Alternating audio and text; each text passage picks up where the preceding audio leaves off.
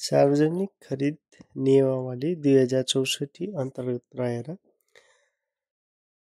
लोकसेवाको विभिन्न परीक्षाहरूमा सोध्न सक्ने महत्त्वपूर्ण बहुवैकल्पिक प्रश्न उत्तर लिएर आएको छु। कृपया ध्यान दिएर हेर्नुहोला।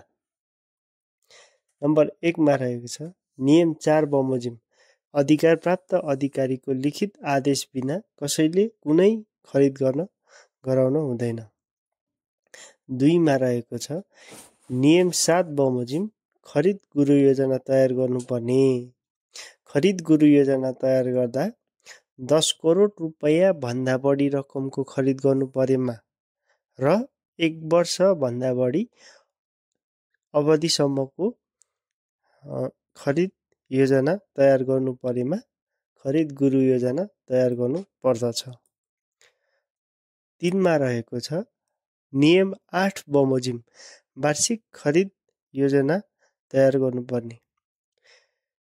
वार्षिक खरिद योजना तयार गर्दा 10 लाख रुपैयाँ भन्दा बढी रकमको र 1 वर्ष भन्दा बढी अवधिसम्म सञ्चालन हुने खरिद योजना गर्दा वार्षिक खरिद योजना तयार गर्नु पर्दछ।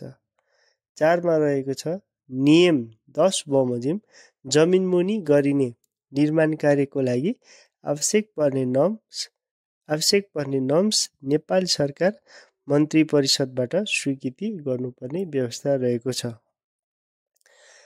5 मा रहेको छ नियम 14 बमोजिम मालसामान वा निर्माण कार्य वा अन्य सेवाको लागत अनुमानको स्वीकृति गर्ने अधिकारीहरू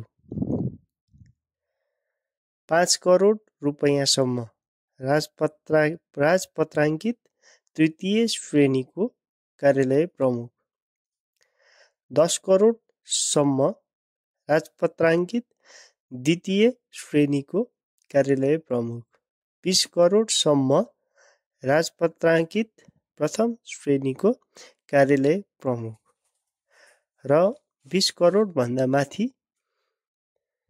विभागीय प्रमुखले लागत अनुमान स्वीकृति गर्दछ। अर्को छ 6 मा सार्वजनिक निकायको प्रमुखले लागत अनुमान स्वीकृति गर्न नमिल्ने भएमा एक तह माथिको अधिकारीको स्वीकृति लिनुपर्ने।